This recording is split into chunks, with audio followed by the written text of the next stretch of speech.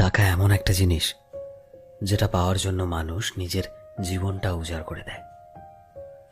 মানুষ বলে যে টাকা সবকিছু হয় না, কিন্তু সত্যি তো এটাই যে টাকা ছাড়া মানুষের কোনো অস্তিত্ব নেই। হাসপাতালের অসুস্থ মানুষটা জীবনে বাঁচা মরার সাথে লড়াই করে চলেছে, কিন্তু ডাক্তারের প্রথম কথা হলো আগে টাকা জমা করো, তারপর চিকিৎসা হবে। স্কুলে পড়লে টাকা, কলেজে শিক্ষা নিতে গেলেও টাকা, আর চাকরিতে সম্মান টাকার কাছে হার মেনে যায়। কোথাও গেলে টাকাটাই সবার আগে দরকার হয়। টাকা থাকলেই মানুষ মানুষকে মানুষ ভাবে। টাকা ছাড়া মানুষটা যতই সৎ ভালো মানুষ হোক না কেন, সমাজ সেই মানুষটাকে অবহেলা করতে শুরু করে।